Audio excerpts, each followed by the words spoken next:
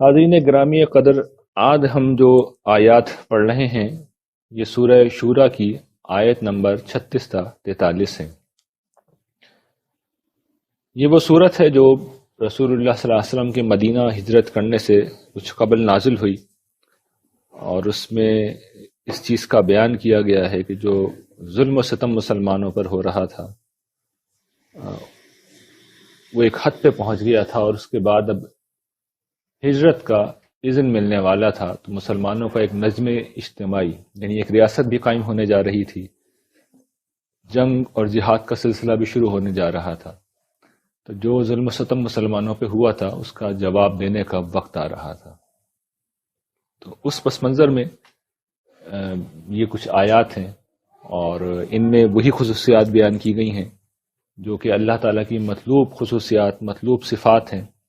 سر عنوان جو میں نے مقرر کیا ہے وہ ان آیات کے آغاز سے ہی لیا گیا ہے کہ ابدی نعمتیں کن لوگوں کے لیے ہیں، اور اس صورت کے جو آیات ہیں وہ میں آپ کے سامنے تلاوت کر رہا ہوں، پھر اسی کے ساتھ میں بیان کرتا جاؤں گا کہ کیا میسج ہے جو ہمیں ان سے مل رہا ہے۔ ارشاد باری تعالیٰ ہے، فما اوتیتم من شیء فمتاع الحیات الدنیا وما عند اللہ خیر وابقی للذین آمنوا وعلی ربہم یتوکلون۔ اس کا مطلب یہ ہے کہ جو کچھ سر و سامان تمہیں دیا گیا ہے، جو چیزیں تمہیں دی گئی ہیں، وہ تو اس دنیا ہی کا سر و سامان ہے، اس دنیا ہی میں برتنے کی چیزیں ہیں، اسی کی متاع حقیر ہے، اور جو اللہ کے پاس ہے وہ بہتر بھی ہے اور باقی رہنے والا بھی ہے۔ لیکن وہ ہے کن لوگوں کے لیے؟ وہ ایمان لانے والوں کے لیے ہے اور اپنے رب پر توکل کرنے والوں کے لیے ہے۔ پہلی بات جسے میں نے سر عنوان بھی بنایا ہے وہ آخرت کی وہ نعمتیں ہیں، اور دنیا اور آخرت کا تقابل ہے جو یہاں پر اللہ تعالیٰ نے کیا ہے۔ دیکھیے، اس دنیا میں ہوتا یہ ہے کہ انسان تو محسوسات میں جینے والی ہستی ہے نا، انسان ایک مادی وجود رکھتا ہے۔ یہ مادی وجود انسان کی ساری توجہ اور سارے فوکس کا جو مرکز بنا دیتا ہے، وہ دنیا کی محسوس ہونے والی، نظر آنے والی نعمتوں کو بنا دیتا ہے۔ اچھا، انسان سب ایسے ہی ہوتے ہیں؟ کون نہیں چاہتا کہ اس کا گھر اچھا ہو؟ کون نہیں چاہتا کہ اس کی گاڑی اچھی ہو؟ کون نہیں چاہتا کہ اس کا لباس اچھا ہو؟ انسان فطری طور پر ایسے ہی ہوتے ہیں اور ہمیشہ ایسے ہی رہے ہیں۔ لیکن اب اللہ تعالیٰ توجہ دلاتے ہیں انسانوں کو کہ دیکھو، یہ چیزیں جو تمہیں بڑی اچھی لگتی ہیں، بڑی دلکش لگتی ہیں، بہت پیاری لگتی ہیں، ان کے پیچھے تم بھاگ رہے ہو، پلٹ کے دیکھتے بھی نہیں ہو، ہماری بات بھی نہیں سن رہے، تو سنو، ہم یہ بتانا چاہتے ہیں، اور یہ ہمارا فیصلہ ہے، اور یہ حقیقت ہے جس سے ہم تمہیں آگاہ کر رہے ہیں کہ یہ اس دنیا میں، اس عارضی دنیا میں، اس کمتر دنیا میں زندگی گزارنے کے لیے کچھ متاع ہے جو تمہیں دے دی گئی ہے۔ تم کمزور لوگ، تم محتاج لوگ، تم عاجز لوگ، تم جی نہیں سکتے ان کے بغیر، اس لیے تمہیں دے دیا گیا۔ تم نے انہی کو سب کچھ سمجھ لیا؟ نہیں، ہم تمہیں بتاتے ہیں کہ جو اللہ کے پاس ہے وہ زیادہ بہتر بھی ہے اور وہ باقی رہنے والا ہے۔ اور میں اکثر اس بات کو اس طرح سمجھاتا ہوں کہ دیکھیے، یہ جو دنیا ہے، یہ اللہ کے نزدیک آخرت کے مقابلے میں ایسی ہی ہے جیسے کہ سونے کے مقابلے میں مٹی ہے۔ سونے کے مقابلے میں مٹی ہے۔ مٹی آپ نیچے اتنے، گھر سے باہر نکلیں، جہاں سے چاہیں آپ مٹھی بھر کے مٹی جتنی چاہیں اٹھا لیں، مٹھی بھر کے نہیں، آپ جتنی چاہیں مٹی نکال لیں، کوئی قدر و قیمت نہیں ہے، کوئی ویلیو نہیں ہے، کوئی اس کی اہمیت نہیں۔ سونا آپ 1 گرام بھی لینے جائیں گے تو ایک بھاری قیمت آپ کو دیکھنے ملے گا۔ تو یہ سونے کی قدر و قیمت ہے۔ اچھا، اب میں ایک اور بات بھی کہتا ہوں کہ اگر اللہ تعالیٰ یوں معاملہ کرتے کہ اس دنیا کو سونے کا بناتے اور آخرت کو مٹی کا بناتے، یعنی تقابل اگر یہ ہوتا ہے کہ دنیا تو سونا ہے اپنی نوعیت کے اعتبار سے، اپنی کوالٹی کے اعتبار سے، اور آخرت مٹی کی ہوئے، تب بھی آخرت بہتر تھی، اس لیے کہ قرآن یہ کہتا ہے ابقا، وہ باقی رہنے والی ہے، وہ ابدی ہے۔ یہ دنیا چاہے سونے کی بھی ہوتی تو چھن جانی ہے، یعنی اول تو سب کو ملتی نہیں ہے، لیکن جتنی بھی ملے گی ایک روز چھن جانی ہے، موت کا فرشتہ آئے گا، اور انسان جب اس دنیا سے رخصت ہوگا تو سب جانتے ہیں کہ کفن میں جیب نہیں ہوتی، اور مرنے کے بعد آدمی کے ہاتھ چیک بکس پہ سائن نہیں کر سکتے، آدمی اپنے ساتھ قبر میں کچھ لے کے جا نہیں سکتا، اور کوئی لے کے جاتا نہیں ہے، ایسا ہی ہے نا۔ تو یہ تقابل اگر یوں ہوتا کہ یہ جو دنیا ہے یہ اگر سونے کی ہوتی ہے اور آخرت مٹی کی ہوتی ہے تو وہ مٹی والی بہتر تھی، لیکن حقیقت بالکل برعکس ہے، وہ ہے بھی سونے کی اور باقی رہنے والی بھی ہے۔ فرق سمجھ رہے ہیں آپ؟ وہ سونے کی ہے، کوالٹی کے اعتبار سے سونے کی ہے، اور باقی بھی رہنے والی ہے، تو یہ فرق ہے۔ لیکن دو مسئلے ہیں اس آخرت میں، یہ دو خوبیاں ہیں لیکن دو مسئلے بھی ہیں۔ وہ یہ کہ پہلی بات یہ جو سونے کی ہے اور یہ جو ابدی ہے باقی رہنے والی ہے، نمبر 1 غیب میں ہے، آنکھوں کے سامنے نہیں ہے۔ نمبر 2 نقد نہیں ادھار ہے۔ نوٹ کر رہے ہیں آپ؟ یہ پرابلمس ہیں، اسی لیے یہ کوئی اس کے پیچھے نہیں آتا۔ پہلی بات یہ کہ یہ غیب میں ہے، اور دوسری بات یہ کہ یہ ادھار ہے، پتہ نہیں ملے نہ ملے۔ بھائی جو نقد ہے وہ ہاتھ میں ہے، وہ موجود ہے، تو کسی کے وعدے پہ بھروسہ کرنے کی ضرورت ہی نہیں ہے، جو ہے وہ میرے پاس ہے سو ہے۔ یہی دنیا دار لوگ کہتے ہیں، یہی دنیا پرست لوگ کہتے ہیں۔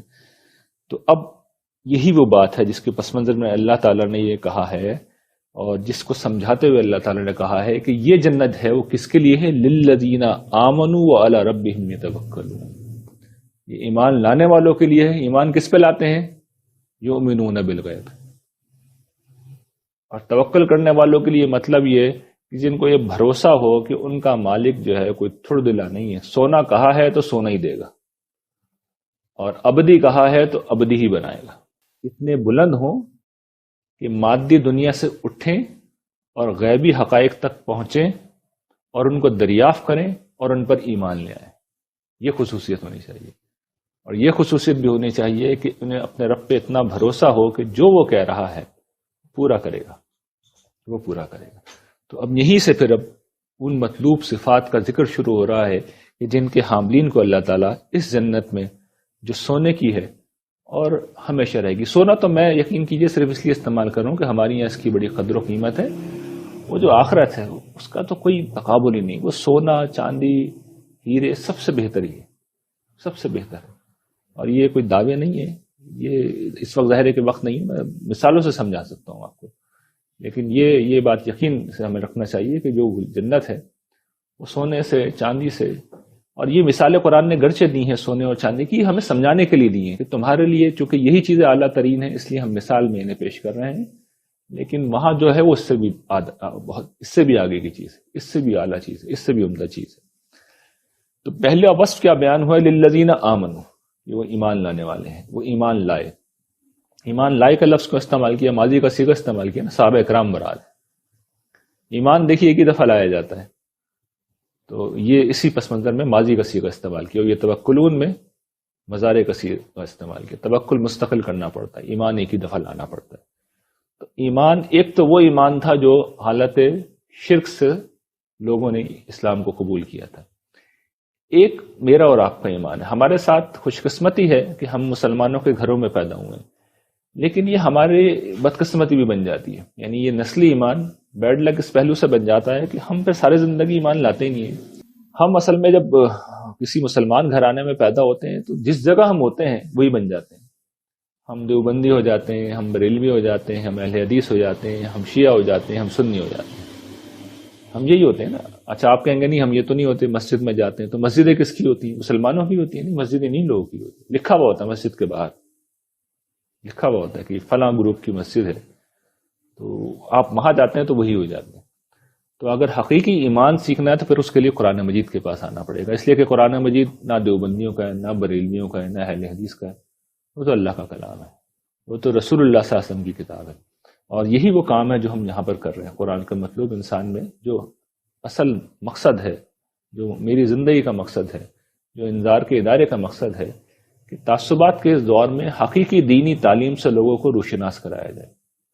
اس کے لیے میں کوئی اپنا نقطہ نظر تو نہیں پڑھا رہا، میں تو کلام الہی پڑھا رہا ہوں، اور ہمیشہ توجہ دلاتا ہوں کہ قیامت کے دن جب آپ اللہ کی بارگاہ میں پیش ہوں تو کتاب پیش کر دیجیے گا، یہ آپ نے لکھا تھا، لکھ کے دیا تو یہ میں کر کے لایا اس کے مطابق. تو جو شخص یہ کر کے جائے گا اس کی نجات تو یقینی ہے. جو اس کے سوا کچھ لے کے پہنچے گا اصل میں اسے بتانا ہوگا کہ وہ لے کے کیا آیا ہے، کیوں آیا ہے. تو ایمان کیا ہے؟ میرے آپ کے لیے ایمان کا مطلب کیا ہے کہ ہم اپنے ان فرقہ وارانہ تعصبات سے اوپر اٹھیں اور اس حقیقی ایمان تک پہنچیں جو رسول اللہ صلی اللہ علیہ وسلم کی لائی ہوئی اس کتاب میں ہمارے سامنے موجود ہے، اور اسی کو ہم پڑھ رہے ہیں. اللہ کا شکر ہے اس عمل سے تو ہم گزر ہی رہے ہیں. دوسرا بس ان کا بیان ہوا ہے وَعَلَىٰ رَبِّهِمْ يَتَوَكَّلُونَ، وہ اپنے رب کے اوپر بھروسہ رکھتے ہیں. توکل کیا ہے؟ یہ ایمان کی روح ہے، ایمان کا ٹیسٹ ہے، یہ ایمان کا کرائیٹیرین ہے، یہ وہ کسوٹی ہے جس کے اوپر ایمان کو بار بار پرکھا جاتا ہے کہ ایمان ہے یا نہیں ہے. ایمان کیا ہوتا ہے؟ اس کو عام مثال سے سمجھیں. دیکھیے میرے اور آپ کے پاس اگر کچھ بینک میں پیسے پڑے ہوئے ہیں تو ہمیں پتا ہوتا ہے کہ میرا بھروسہ ہے، اعتماد ہے کہ جی بینک میں اتنے پیسے پڑے ہیں، فرض کرنے 1 لاکھ روپے پڑے ہیں، 1 لاکھ روپے کا ہم کوئی بھی معاملہ کر سکتے ہیں، یہ بھروسہ ہے. اسی طریقے سے ایک سیلری ہمیں ملتی ہے، جو لوگ ملازمت پیشہ ہیں تو انہیں پتا ہوتا ہے مہینے کے آخر میں اتنے پیسے ملیں گے، اس پہ وہ کچھ بھی پلان کر سکتے ہیں اس کی بنیاد کے اوپر. تو بندہ مومن اصل میں کرتا کیا ہے؟ وہ خدا پہ بھروسہ کر کے اپنی زندگی کا لاہ عمل بناتا ہے. یہ لاہ عمل مادی لاہ عمل کی میں بات نہیں کر رہا، اس لیے کہ مادی لاہ عمل تو اللہ تعالیٰ نے ایک دوسرے طریقے سے سکھا دیے، اس میں تو آدمی کو پھر وہی کرنا ہوگا جو مادی اسباب جمع کرنے ہوتے ہیں. بات کر رہا ہوں ایک اخلاقی زندگی کا لاہ عمل. آدمی کو یہ طے کرنا ہوگا کہ میں نے اللہ کی مرضی کی زندگی گزارنی ہے، اس کے بعد جو ہو سو ہو. میں اگر لوگوں سے پیچھا رہتا ہوں تو رہ جاؤں، اگر لوگ مجھے کچھ سمجھتے ہیں تو سمجھا کریں، میں نے سچی بولنا ہے. میں نے نقصان کوئی اٹھاتا ہوں تو اٹھاؤں، میں نے تو اسی راستے پہ چلنا ہے جو اللہ کی پسند کا راستہ ہے، یہ مراد ہے. اور اس راستے پہ چلنے میں جو مشکلات پیش آئیں گی میں ثابت قدم رہوں گا، اس لیے کہ مجھے اپنے رب پہ بھروسہ ہے، وہ مجھے نکال لے گا، وہ مجھے نکال لے گا ان سب چیزوں سے، ان مشکلات سے نکال لے گا. تو یہ جو توکل ہے اصل میں راہ ایمان کے سفر میں انسان کو حوصلہ یہی دیتا ہے. زندگی میں مشکلات آتی ہیں نا، تکلیفیں آتی ہیں، بیماریاں آ جاتی ہیں، غربت آ جاتی ہے، پریشانی آ جاتی ہے، اور آ کے یہ چیزیں اتنی آسانی سے جاتی نہیں، مہینوں بعض اوقات برس لگ جاتے ہیں، جبکہ ان چیزوں کا تو ایک پل بھی آدمی کو بہت گراں گزرتا ہے. ایسے میں توکل ہوتا ہے جو آدمی کو سہارا دیتا ہے کہ نہیں میرے رب میرے ساتھ ہے، وہ مجھے نکالے گا، اور اللہ تعالیٰ نکال بھی لیتے ہیں. یہ آدمی جب نکل جاتا ہے تب اسے لگتا ہے کہ میں تو نکل گیا. اس سے پہلے آدمی کے لیے کیا راستہ ہوتا ہے سوائے توکل کرنے کا؟ کوئی راستہ نہیں ہوتا. تو بندہ مومن توکل کرتا ہے اور اس کے نتیجے میں وہ کبھی مشکلات میں مایوس نہیں ہوتا. دوسرا اس کا نتیجہ، اسے جو ملتا ہے اسے اپنا کمال نہیں سمجھتا، اپنے ہنر کا نتیجہ نہیں سمجھتا، اسے عطیہ خداوندی ہی سمجھتا ہے. اسے پتا ہوتا ہے یہ رب نے دیا ہے، اسی کے بھروسے پہ میں نے پایا ہے، اسی کی عنایت سے پایا ہے، وہ جب چاہے گا مجھ سے چھین لے گا. اور تیسری اور آخری بات جو پیچھے میں بیان کر چکا ہوں کہ اسے بھروسہ ہوتا ہے کہ جو یہ بازی میں کھیل رہا ہوں، ایمان اور عمل صالح کی جو بازی میں کھیل رہا ہوں، اس کا نتیجہ نکلے گا، اور اس روز میں جو چاہوں گا میں مانگوں گا. اس لیے کہ میرے رب نے وعدہ کر رکھا ہے کہ جو تم مانگو گے تمہیں دیا جائے گا، جو تم مانگو گے تمہیں دیا جائے گا. آنکھوں کی ٹھنڈک کا جو سامان تم مانگو گے، وَلَكُمْ فِيهَا مَا تَشْتَهِي أَنفُسُكُمْ وَلَكُمْ فِيهَا مَا تَدَّعُونَ، جو تم مانگو گے، جو تمہیں پسند آئے، جو تمہارا دل چاہے، سب ملے گا. یہ بھروسہ ہوتا ہے، یہ یقین ہوتا ہے. اس کے بغیر انسان ایمان کی زندگی جی نہیں سکتا، ایمان کے تقاضے پورے کر نہیں سکتا. یہ تقاضے بہت مشکل ہوتے ہیں، بہت مشکل ہوتے ہیں. تو یہ اللہ تعالیٰ نے ہمیں سمجھایا کہ توکل کے بغیر یہ ہو نہیں سکتا. اگلا وصف جو ان کا بیان ہو رہا ہے والذین یجتنبون کبائر الاسم والفواحش واذا ما غضبوا هم یغفرون. یہ وہ لوگ ہیں جو بڑے بڑے گناہوں سے، گناہوں کس قسم کے؟ اسم اور فواحش کی نوعیت کے، ان سے بچتے ہیں، اور جب غصہ آ جائے تو معاف کر دیتے ہیں. اب یہ کیا چیز ہے؟ یہ وہ 3 گناہ ہیں جو بار بار زیر بحث آ چکے ہیں. سورہ اعراف میں بھی زیر بحث آئے تھے، پھر سورہ نحل میں بھی زیر بحث آئے تھے. آپ کو یاد ہوگا ان اللہ یامر بالعدل والاحسان وایتاء ذی القربى. یہ 3 نیکیاں تھیں، اور 3 بڑے گناہ کیا تھے؟ وینہا عن الفحشاء والمنکر والبغی، کہ تمہیں روکتا ہے فحش سے، بغی سے، اور بغی سے، فحش سے اور منکر سے، 3 گناہ سے روکتا ہے۔ اور سورہ اعراف میں ہم نے یہ واضح کیا تھا کہ انما حرم ربی الفواحش ما ظہر منها وما بطن والاسم والبغی، وہاں منکر کی جگہ اسم آ گیا تھا۔ تو اسم اور منکر اصل میں ایک ہی چیز ہے۔ تو اسم کا مطلب کیا ہوتا ہے؟ وہ مسلمہ برائیاں جن کو سب گناہ سمجھتے ہیں، جن کو سب نافرمانی سمجھتے ہیں، جن کو سب برا سمجھتے ہیں۔ جھوٹ بولنا مثال کے طور پر، وعدہ خلافی مثال کے طور پر، سب جانتے ہیں۔ یعنی میں اگر یہ کر رہا ہوں گا تو ہو سکتا ہے مجھے برا نہ لگے، جس روز میرے ساتھ یہ کام ہو جائے گا تو مجھے پتہ چل جائے گا کہ نہیں ہے تو برا۔ تو سب کو پتہ ہوتا ہے، سارے لوگوں کو پتہ ہوتا ہے کہ یہ برائیاں ہیں، تو یہ اسم ہے۔ فواحش ہم جانتے ہیں کہ کھلی ہوئی بے حیائی کے کام، زنا، بدکاری۔ تو اللہ تعالیٰ کہتے ہیں کہ یہ لوگ ان سے بچتے ہیں۔ یہ 3 بڑے گناہ ہیں۔ تیسرا جو بڑا گناہ ہے وہ آگے زیر بحث آ رہا ہے، سرکشی۔ اس کا یہ آغاز ہو گیا، اس کو کیونکہ اللہ تعالیٰ بہت تفصیل سے زیر بحث لائے ہیں، اس کے جو اصل وجہ بن جاتی ہے بارہا، یعنی زیادتی کی جو وجہ بنتی ہے، لوگوں پہ ظلم کی جو وجہ بنتی ہے، وہ غصہ ہے، غضب ہے۔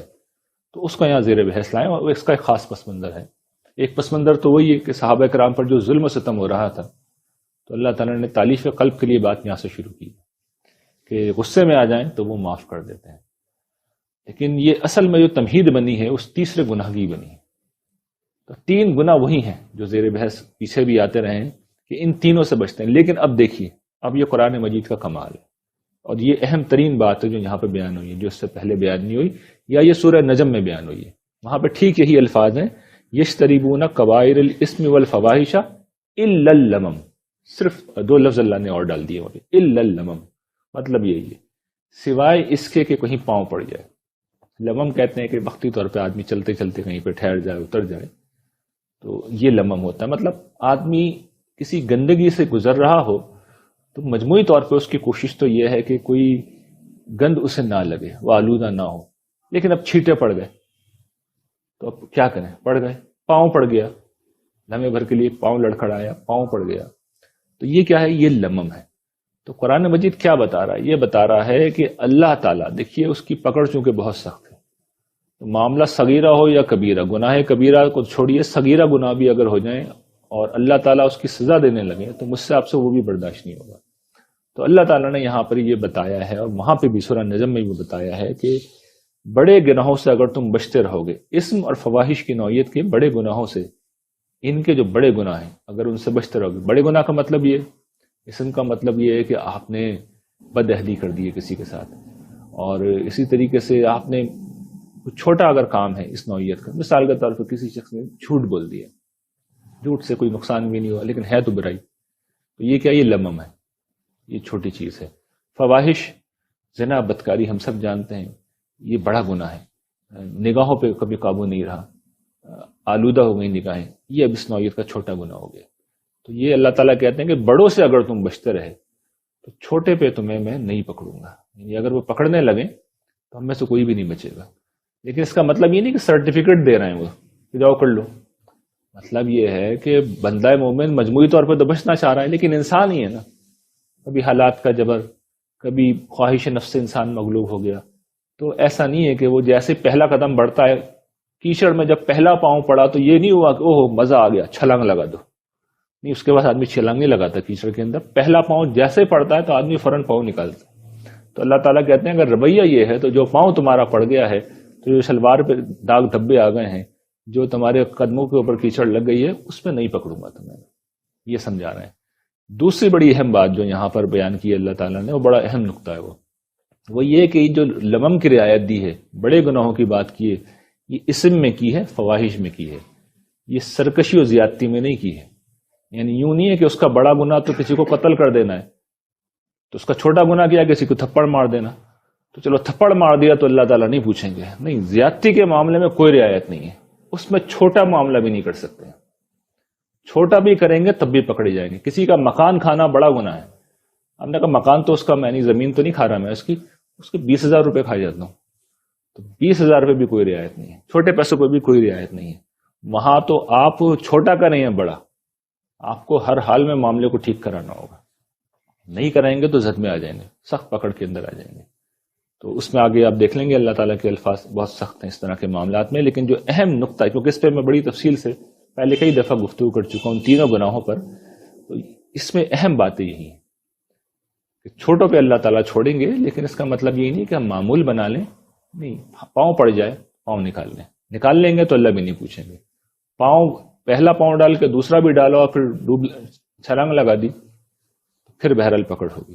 اور دوسرا یہ کہ رعایت صرف اسم میں ہے، فواہش میں، ظلم و زیادتی میں یہ رعایت بھی نہیں ہے. اس کے بعد جو تیسری بات یہاں پہ کہی گئی ہے اس میں جو نقطہ ہے وَإِذَا مَا غَضِبُوا هُمْ يَغْفِرُونَ، کہ جب غصہ آ جائے تو معاف کر دیتے ہیں. تو یہ دیکھیے یہ غصہ کیا ہے، یہ بلا وجہ کا غصہ نہیں ہے. اس سے مراد نہیں ہے کہ ایک شخص کو غصہ کرنے کی عادت ہے. اذا ما غضبوا کے الفاظ ہیں، آ جائے، یہ نہیں کہ ہر وقت غصہ آتا رہتا ہے.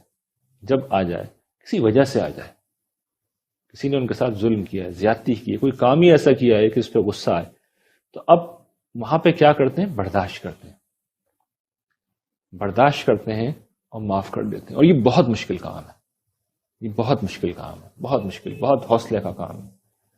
تو یہ ظاہر ہے کہ جب آدمی اس طرح کی چیزیں پڑھتا ہے، سنتا ہے، بولتا ہے، تو اس کے بعد تربیت کرنی پڑتی ہے اپنی، ورنہ اتنا آسان نہیں ہے اس کو کرنا. لیکن یہی سے میں اب آپ کو ایک نقطہ بتا رہا ہوں کہ اللہ تعالیٰ جب اس طرح کے اسالیب جب اختیار کرتے ہیں تو آدمی پھر اللہ کے حضور جب پیش ہو، اپنی بخشش کے لیے درخواست کرے تو اسی طرح کرے. پروردگار یہ آپ نے سکھایا ہے کہ غصہ آ جائے تو معاف کر دیں، سزا مت دیں. تو سب سے بڑھ کر غصہ آپ کا ہے اور سب سے بڑھ کر نافرمان میں ہوں. غصہ تو مجھ پہ آنا چاہیے آپ کو، اور آپ کو یقیناً ہوگا. لیکن آپ نے اگر یہ سکھایا ہے تو میں سب سے بڑھ کر آپ سے توقع کرتا ہوں کہ جب جب میری کسی غلطی پہ آپ کو غصہ آئے تو آپ بجائے اس کے کہ آپ مجھے سزا دیں، آپ مجھے معاف کر دیں، آپ مجھے معاف کر دیں.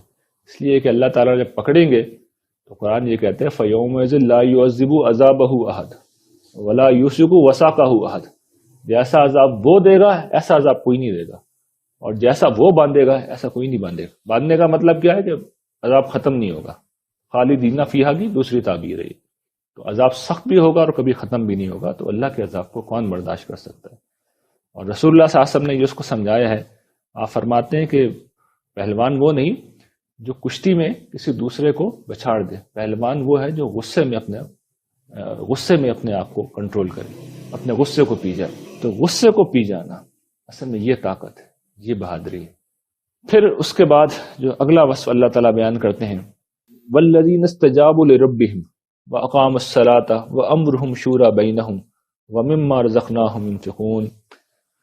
فرماتے ہیں کہ وہ لوگ جنہوں نے اپنے رب کے دعوت پر، اس کی پکار پر لبیک کہی.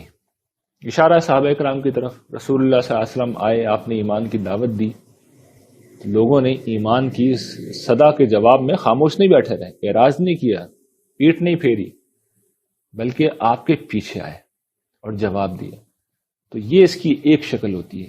اس کی دوسری جو شکل ہوتی ہے وہ نصرت دین کا مطالبہ ہے. یعنی یہ نبی بھی کرتے ہیں اور نبیوں کے بعد بھی یہ مطالبہ سامنے لایا جاتا ہے کہ اللہ کے بندوں، اللہ کے دین کو اس وقت تمہاری مدد کی ضرورت ہے، وہ مشکل میں ہے، تم یہ کام کر سکتے ہو، اٹھو اور اس کی مدد کرو، اٹھو اور اس پکار کا جواب دو.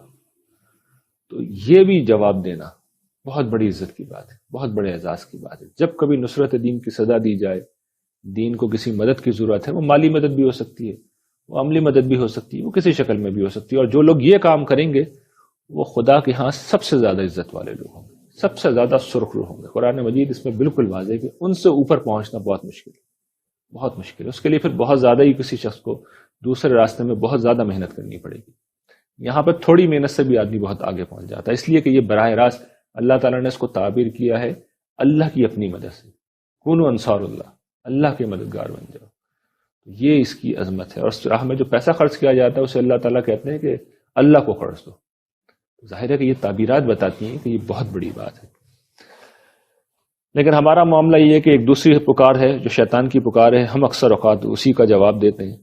لیکن جواب اگر کسی کو دینا چاہیے تو وہ پھر اللہ کی پکار کا، اور وہ پکار ہر روز کب بلند ہوتی ہے؟ وہ مؤذن بلند کرتا ہے، وہ اللہ کی طرف سے بلند کرتا ہے، اللہ اکبر اللہ اکبر کہہ کے بلاتا ہے. تو قرآن اگلا وصف یہ بیان کر رہا ہے واقاموا الصلاۃ.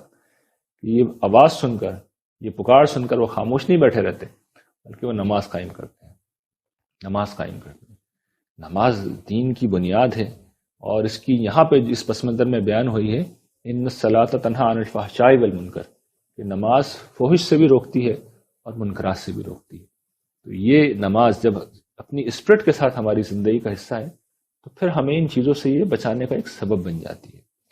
اور پھر اگلا جو وصف ہے وہ امرہم شورا بینہم، کہ ان کا نظام جو ہوتا ہے باہمی مشورے پہ ہوتا ہے، باہمی مشاورت پہ ہوتا ہے، شورا پہ ہوتا ہے۔ یہ چونکہ نظم اجتماعی مسلمانوں کا یہ ریاست قائم ہو رہی تھی، تو اللہ تعالیٰ نے بتا دیا کہ مسلمانوں کی جو ریاست ہوگی وہ آمریت کے اصول پہ نہیں کھڑی ہوگی، شورا بینہم، باہمی مشورے پہ ہوگی۔ یہ نہیں کہا گیا کہ ان سے مشورہ لیا جائے گا، یہ نہیں لیا گیا، یعنی ایک حاکم ہوگا، ایک آمر مطلق ہوگا، ایک شخص اقتدار میں ہوگا، وہ باقی لوگوں سے مشورہ لے کے کام کر رہا ہوگا، یہ مطلب نہیں ہے۔